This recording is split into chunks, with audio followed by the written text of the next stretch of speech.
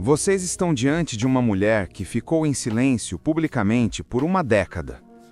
Obviamente, isso mudou, mas apenas recentemente.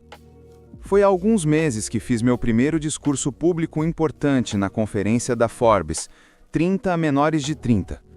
1.500 pessoas brilhantes, todas com menos de 30 anos.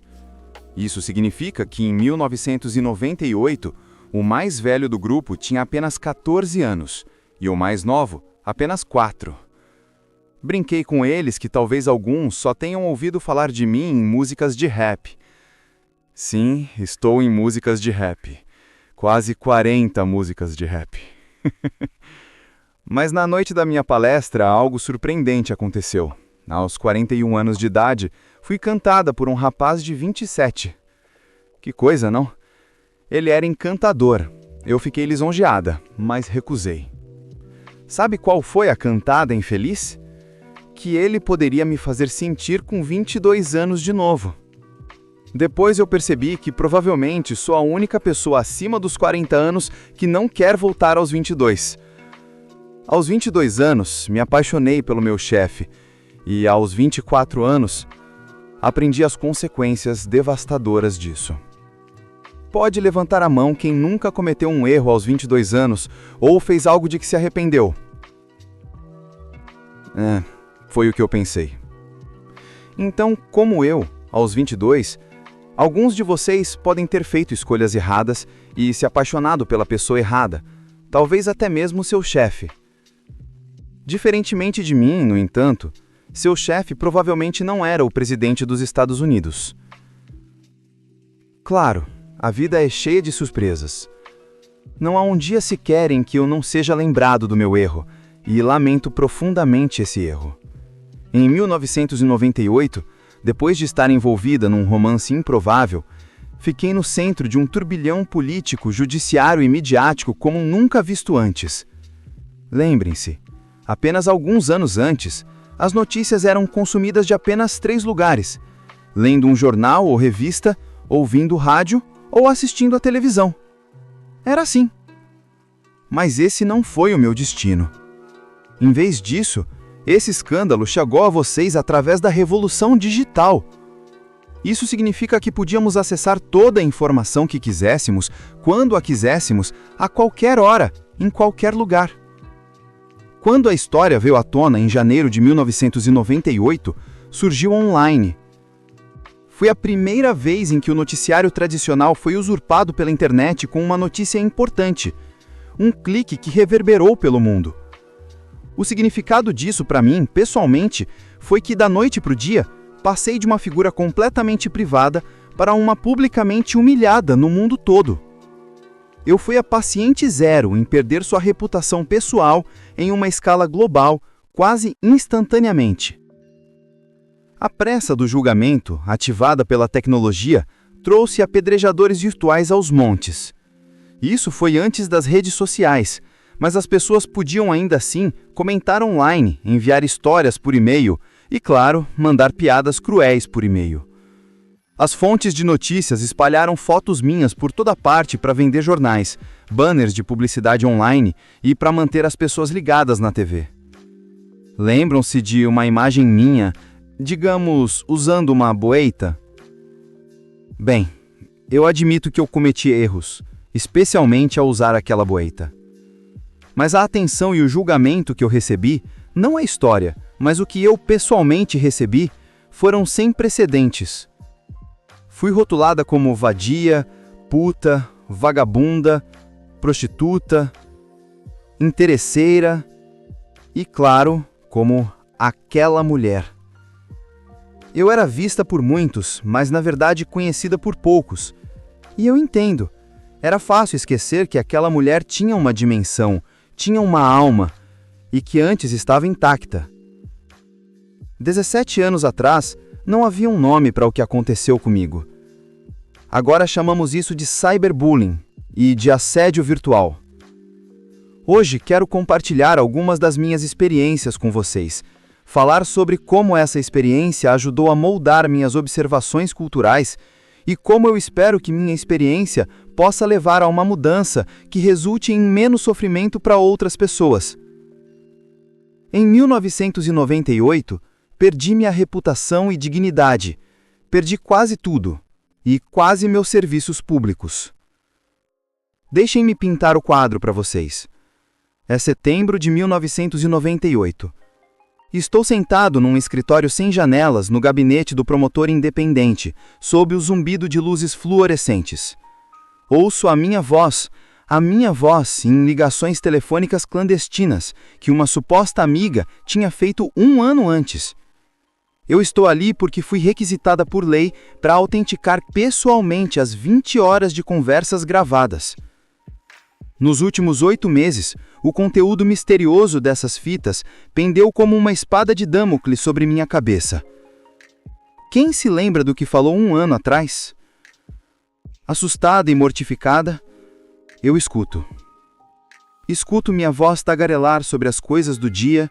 Escuto eu confessar meu amor pelo presidente e, claro, minha decepção amorosa. Escuto a mim mesma, às vezes maliciosa, às vezes indelicada, às vezes boba, sendo cruel, impiedosa, vulgar. Escuto profundamente, profundamente envergonhada, a pior versão de mim mesma. Um eu que nem reconheço. Alguns dias depois, o relatório Starr foi divulgado no Congresso e todas aquelas fitas e transcrições, palavras furtadas, são parte dele. O fato de as pessoas poderem ler as transcrições já é horrível, mas algumas semanas depois, as fitas de áudio foram veiculadas na TV e partes significativas ficaram disponíveis online. A humilhação pública foi excruciante. A vida ficou quase insuportável. Não era algo que acontecia com regularidade em 1998. E me refiro ao furto de palavras, ações, conversas ou fotos privadas, para depois tornar tudo público. Público sem consentimento, público sem contexto e público sem compaixão. 12 anos depois, em 2010, as redes sociais já surgiram. O panorama, infelizmente, se tornou mais repleto de exemplos como o meu, independentemente de se ter de fato cometido um erro ou não, e agora engloba tanto pessoas públicas quanto privadas. As consequências para alguns se tornaram dramáticas, muito dramáticas. Eu estava no telefone com minha mãe em setembro de 2010 e falávamos da notícia sobre um jovem calouro da Rutgers University, chamado Tyler Clemente. Doce, sensível e criativo. Tyler foi filmado secretamente pelo colega de quarto ao ter relações íntimas com outro homem. Quando o mundo online soube desse incidente, a ridicularização e o cyberbullying começaram. Alguns dias depois, Tyler pulou da ponte George Washington, suicidando-se. Ele tinha 18 anos. Minha mãe ficou transtornada com o que aconteceu a Tyler e sua família. E ela sofreu muito, de um jeito que eu não conseguia entender. Depois me dei conta de que ela estava revivendo 1998. Revivendo uma época em que se sentava na minha cama toda noite. Revivendo uma época em que ela me fazia tomar banho com a porta aberta.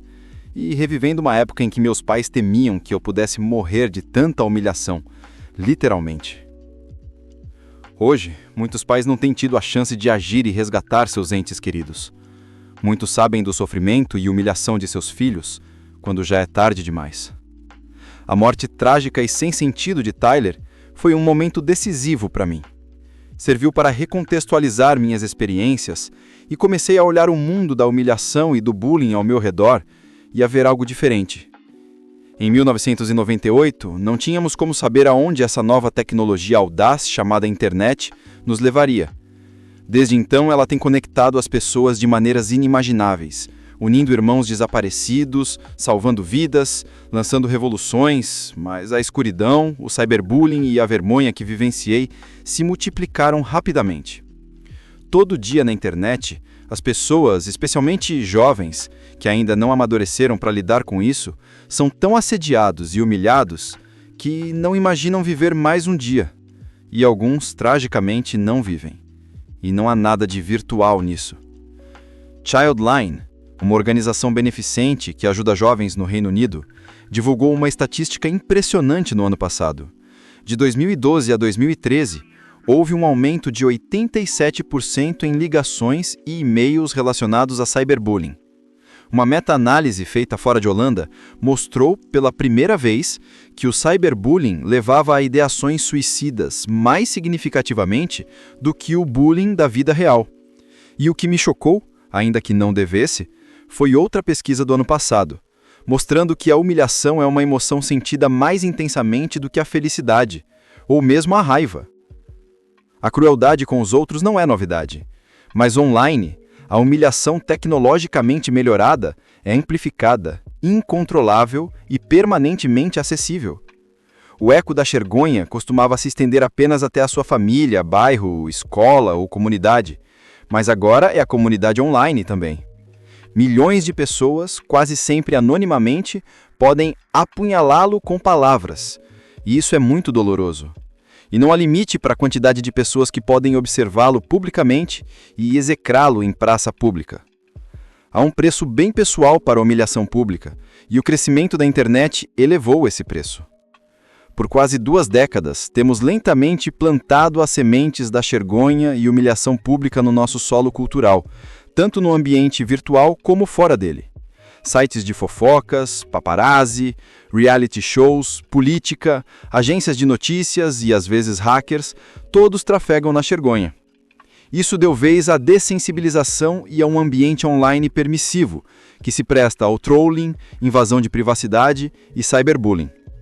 Essa mudança criou o que o professor Nicholas Mills chama de cultura da humilhação. Considerem alguns exemplos proeminentes apenas dos últimos 6 meses. Snapchat, o serviço usado principalmente pelas gerações mais jovens, afirma que suas mensagens têm vida útil de alguns segundos. Vocês podem imaginar a amplitude do conteúdo que passa por ele. Um aplicativo que os usuários do Snapchat usam para preservar a duração das mensagens foi hackeado, e 100 mil conversas privadas, fotos e vídeos vazaram online para agora terem duração eterna. Jennifer Lawrence e muitos outros atores tiveram suas contas iCloud hackeadas, e fotos particulares, íntimas, de nudez foram jogadas na internet sem permissão. Um site de fofocas teve mais de 5 milhões de cliques por essa única história. E o cyberhacking da Sony Pictures? Os documentos que receberam maior atenção foram os e-mails particulares que tinham um valor máximo de humilhação pública. Mas nessa cultura da humilhação, há um outro tipo de etiqueta de preço atrelada à vergonha pública. O preço não mensura o custo para a vítima, o qual Tyler e tantos outros, especialmente mulheres, minorias e membros da comunidade LGBT, têm pago. Mas o preço mensura o lucro daqueles que os exploram. Essa invasão de privacidade é uma matéria-prima eficiente e desumanamente minada, embrulhada e vendida por lucro. Um mercado emergiu onde a humilhação pública é um produto e a vergonha, uma indústria. Como se ganha esse dinheiro? Cliques. Quanto mais vergonha, mais cliques. Quanto mais cliques, mais dinheiro de publicidade. Estamos em um ciclo perigoso. Quanto mais clicamos nesse tipo de fofoca, mais insensíveis nos tornamos às vidas humanas por trás dele. E quanto mais insensíveis nos tornamos, mais clicamos. Toda hora alguém está ganhando dinheiro às custas do sofrimento de outra pessoa. A cada clique, fazemos uma escolha. Quanto mais saturamos nossa cultura com a vergonha pública, mais aceitável ela é. Mais veremos comportamentos como o cyberbullying, o trolling, algumas formas de hacking e assédio online. Por quê? Porque todos eles têm a humilhação em seu cerne. Esse comportamento é um sintoma da cultura que criamos. Pensem nisso. A mudança de comportamento começa com a evolução das crenças. Vimos que isso é verdadeiro em relação ao racismo, à homofobia e muitos outros preconceitos atuais e do passado. Assim como mudamos sobre o casamento de pessoas do mesmo sexo, liberdades igualitárias são oferecidas a mais pessoas. Quando começamos a valorizar a sustentabilidade, mais pessoas começaram a se reciclar. Portanto, no que se refere à nossa cultura de humilhação, precisamos de uma revolução cultural. A humilhação pública como um esporte sangrolento precisa acabar, e é hora de uma intervenção na internet e em nossa cultura. A mudança começa com algo simples, mas não é fácil. precisamos retornar a um antigo valor de compaixão. Compaixão e empatia. Na internet, temos um déficit de compaixão, uma crise de empatia. A pesquisadora Brené Brown disse, e eu a cito: "A vergonha não pode sobreviver à empatia." A vergonha não pode sobreviver à empatia. Passei dias de muita escuridão em minha vida, e foi a compaixão e empatia da minha família, amigos, profissionais e até de estranhos que me salvou. Até a empatia de uma única pessoa pode fazer a diferença. A teoria da influência minoritária, proposta pelo psicólogo social Serge Moscovitch, diz que, mesmo em números pequenos, quando há consistência por um tempo, a mudança pode ocorrer. No mundo online, podemos fomentar a influência minoritária nos tornando agentes. Tornar-se agente significa que, em vez da apatia do observador, podemos postar um comentário positivo ou reportar uma situação de bullying. Acreditem, os comentários compassivos ajudam a abater a negatividade.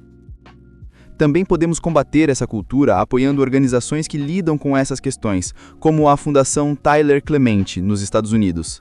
No Reino Unido, a Anti-Bullying Pro. E na Austrália tem o projeto Rocket. Falamos muito sobre nosso direito à liberdade de expressão, mas temos que falar mais sobre a nossa responsabilidade com a liberdade de expressão. Todos queremos ser ouvidos, mas vamos admitir a diferença entre falar com intenção e falar para ganhar atenção. A internet é a rodovia para o ID, mas online, demonstrar empatia pelos outros beneficia a todos nós e ajuda a criar um mundo mais seguro e melhor.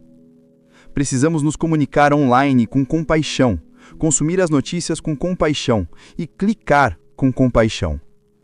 Apenas imagine caminhar 1 quilômetro na manchete de outra pessoa. Gostaria de finalizar com um comentário pessoal. Nos últimos 9 meses, a pergunta que mais me fizeram é por quê? Por que agora? Por que tive a coragem de me pronunciar?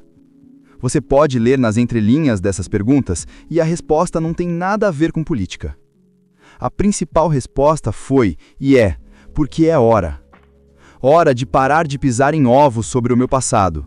Hora de parar de viver uma vida de opróbrio e hora de resgatar minha narrativa.